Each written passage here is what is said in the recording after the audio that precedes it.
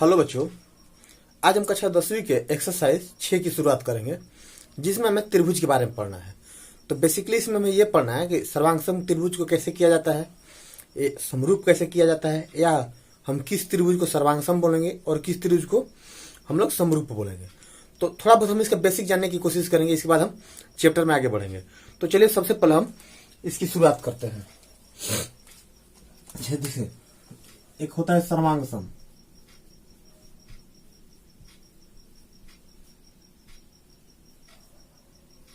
सर्वांगसम, और एक होता है समरूप।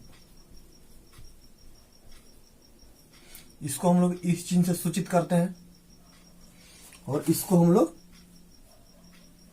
इस चिन्ह से सूचित करते हैं। तो सर्वांगसम किसे बोलते हैं? इसका जो शेप होता है वो सेम होना चाहिए और इसका जो साइज होता है वो भी सेम होना चाहिए, जबकि इसका सिर्फ शेप सेम होना चाहिए। साइज कोई मैटर नहीं करता,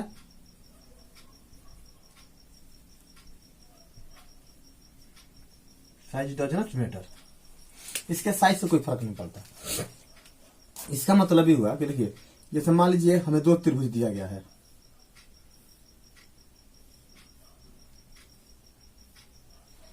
ए B C P Q are.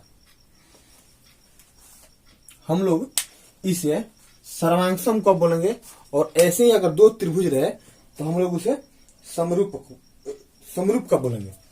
देखिए, अगर मान लीजिए इस त्रिभुज का ये कोण इस त्रिभुज के इस कोण के बराबर हो, इस त्रिभुज का ये कोण इस त्रिभुज के इस कोण के बराबर हो, या इस त्रिभुज का ये कोण इस त्रिभुज के इस कोण के बराबर हो, तो ये त्रिभुज क्या होगा? सर्वांगसम होगा। अच्छा, इसका 2-3 प्रॉपर्टी होता है, वो आपको याद होना चाहिए, जो कि बुक में दिया भी है।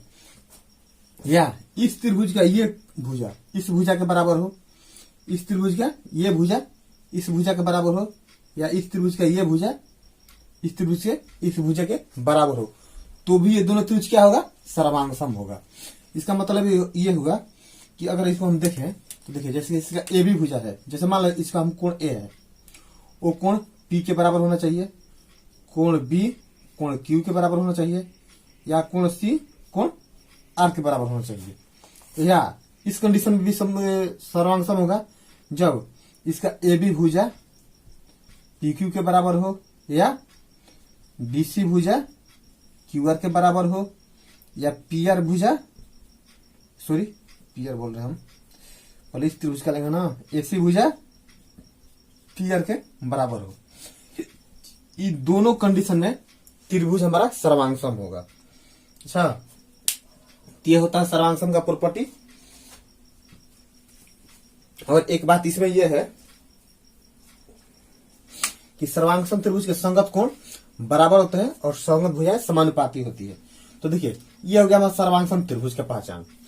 ये होना चाहिए, क्या होना चाहिए? इसका साइज सेम होना चाहिए। देखिए, दोनों त्रिभुज का लगभग साइज सेम है, क्योंकि हमने तो स्केल लिया नहीं है, हाथ से बनाया, तो थोड़ा बहुत इधर उधर हो सकता है, लेकिन वही त्रिभुज सर्वांगसम हो गए जिनकी सभी भुजाओं की लंबाई समान होगी, सभी कोण बराबर होंगे।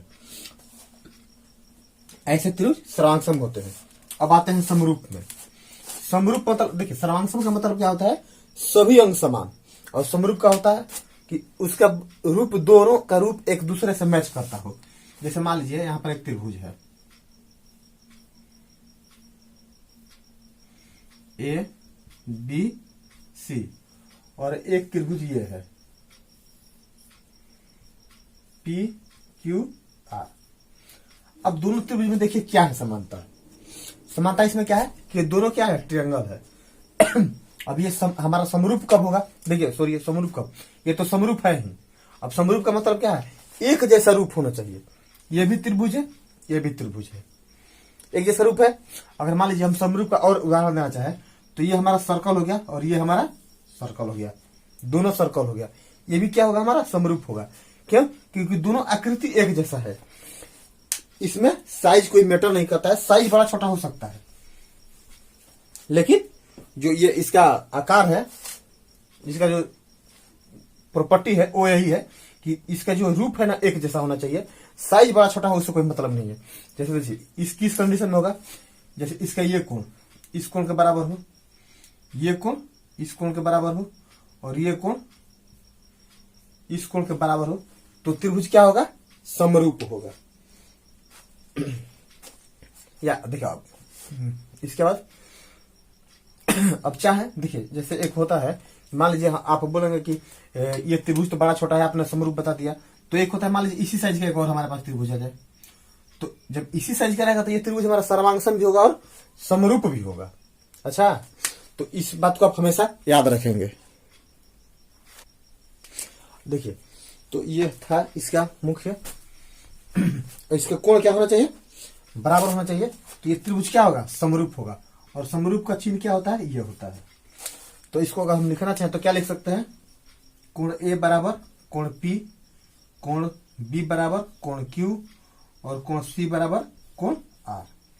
या इसकी संगत भुजाएं समानुपाती होगी, तो समरूप त्रिभुज के संगत भुजाएं समानुपाती होती है, संगत कोण बराबर होते हैं और संगत भुजाएं समानुपाती है।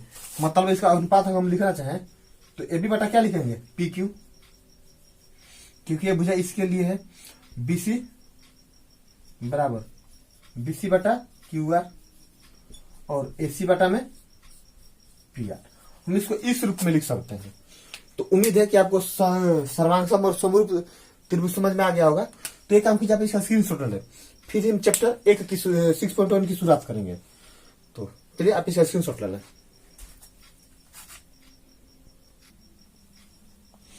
अब देखिए ये एक्सरसाइज 6.1 का 1 में 4 सवाल दिया गया है, इन सवालों को हल करेंगे। इसमें बोला सभी वृत्त, अब ऑप्शन हमें 2 दिया गया है, एक सर्वांगसम दूसरा समरूप, इसमें से क्या होगा।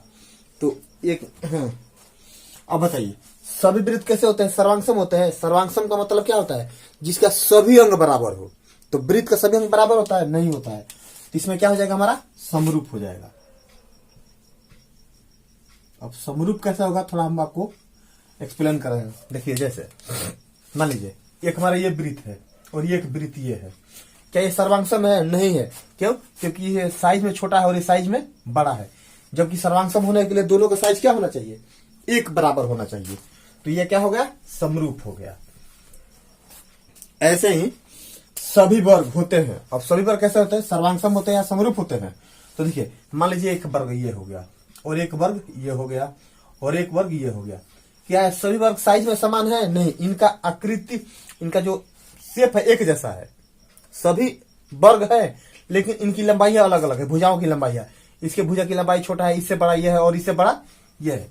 तो क्या होगा, सभी वर्ग कैसे होते हैं, समरूप होते हैं, जिनका रूप रंग एक जैसा होता है।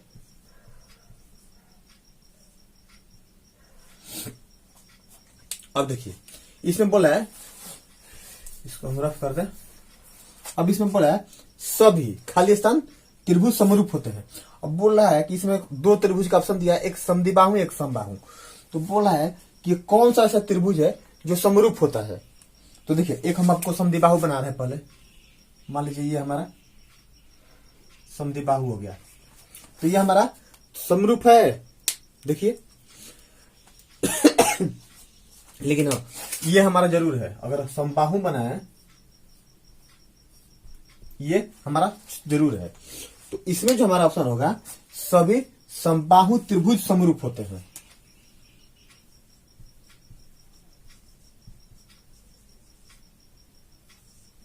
सभी समबाहु त्रिभुज समरूप होते हैं।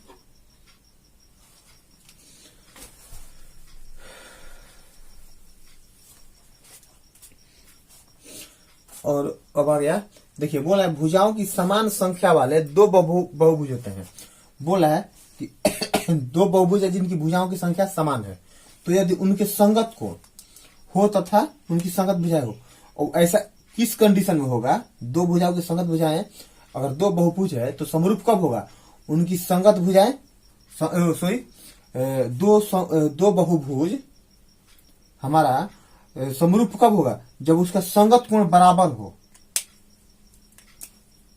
संगत कोण बराबर हो और संगत भुजाएं समानुपाती हो।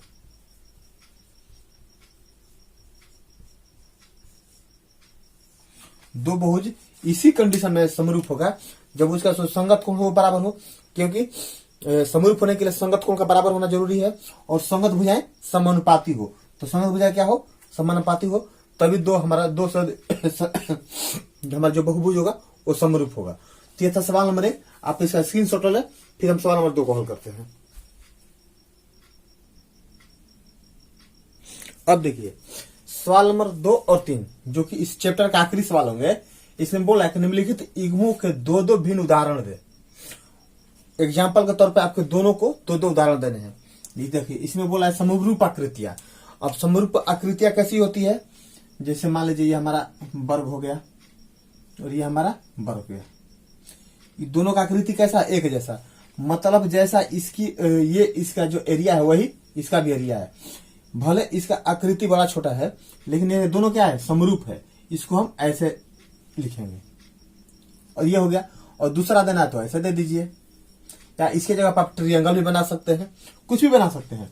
ऐसे नहीं, हाथ पांव कुछ भी आपको दिखाई दे, जो घर बना दीजिए बड़ा छोटा, उससे कोई फर्क नहीं पड़ता है।